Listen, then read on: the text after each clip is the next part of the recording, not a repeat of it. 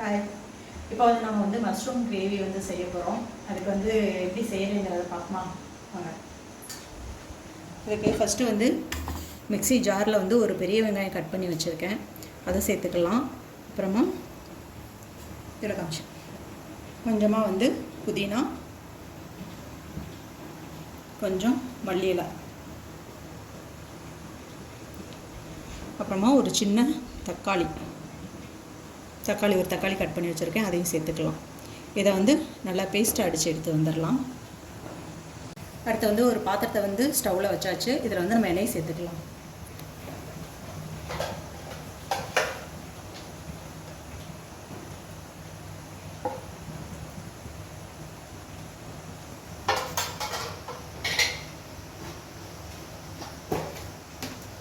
கொஞ்சமாக சோம்பு,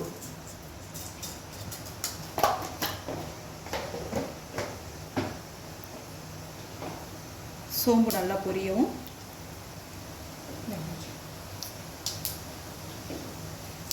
சின்ன வெங்காயம் சேர்த்துக்கலாம்.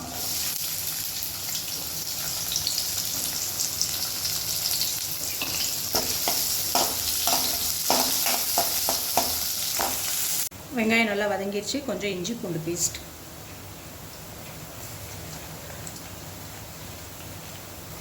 இஞ்சி பூண்டு பேஸ்ட்டு சேர்த்துக்கலாம்.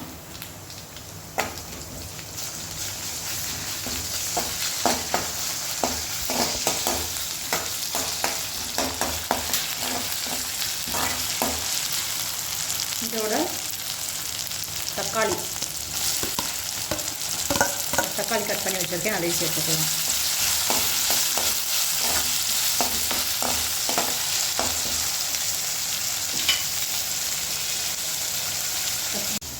அடுத்து கொஞ்சம் உப்பு சேர்த்துக்கலாம்.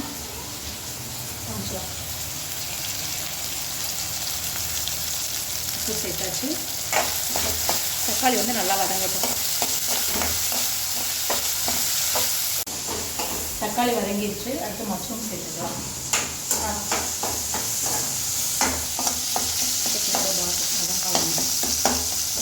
மஷ்ரூம் சேர்த்துக்கிறேன்.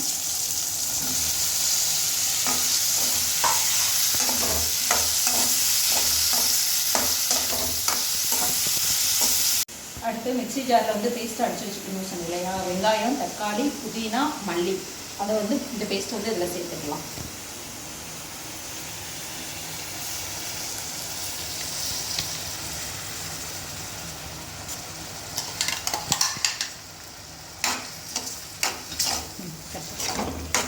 கொஞ்சமாக மஞ்சள் தூள்,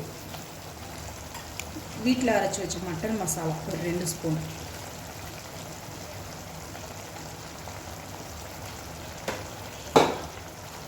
அப்புறமா கொஞ்சமாக வத்தல் பொடி,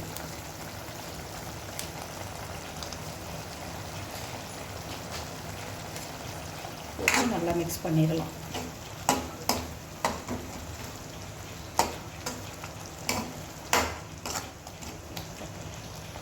இப்போ மசாலாலாம் போட்டு மிக்ஸ் பண்ணி விட்டாச்சு. அடுத்து மிக்ஸி ஜாரில் வந்து கொஞ்சம் தண்ணி சேர்த்து இதில் சேர்த்துக்கலாம். நம்ம அந்த பேஸ்ட் அரைச்சோம் இல்லையா, அது வந்து இதில் இருக்குது. ஸோ அதனால் கொஞ்சம் தண்ணி சேர்த்து இதில் நான் சேர்த்துக்கிறேன். இது கிரேவி மாதிரி தான், அதனால் ரொம்ப வந்து தண்ணி சேர்த்துக்க வேண்டாம். மஷ்ரூம்லேருந்து வேறு கொஞ்சம் தண்ணி வரும், அதனால் இவ்வளோ இந்த கிரேவி பதத்துக்கு இப்படி இருந்தால் போதும். இது வற்றி வரும்போது இன்னும் கொஞ்சம் திக்காகும். ஓகேவா, வெயிட் பண்ணி பார்ப்போம். குழம்பு வந்து அதாவது மஷ்ரூம் கிரேவி வந்து நல்லா வத்திருச்சு. வாங்க பார்ப்போம். நல்லா திக்காயிடுச்சு. வாங்க.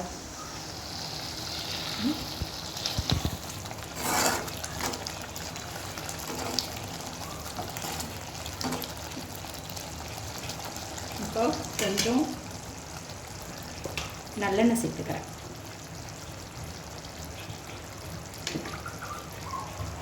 நல்லெண்ணெய் சேர்த்துட்டு மேலே கொஞ்சம் மல்லி இலை தூவிடலாம்.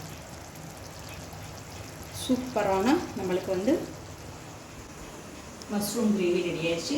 இட்லி வெந்துட்டுருக்கு ஒரு பக்கம். இட்லியும் நம்ம மஷ்ரூம் கிரேவியும் வச்சு சாப்பிட போகிறோம். ரொம்ப சூப்பராக இருக்கும். அந்த மஷ்ரூம் கிரேவி வந்து சப்பாத்திக்கும் வச்சு சாப்பிட்டா ரொம்ப நல்லாயிருக்கும். ஸோ நீங்களும் ட்ரை பண்ணி பாருங்கள். நீங்கள் டிபிகே பொண்ணு சேனலுக்கு ஃபஸ்ட் டைம் பார்க்குறதா லைக் பண்ணுங்கள், ஷேர் பண்ணுங்கள், சப்ஸ்கிரைப் பண்ணுங்கள். மறக்காமல் பக்கத்தில் இருக்க பெல் பட்டனை கிளிக் பண்ணுங்கள். தேங்க்யூ.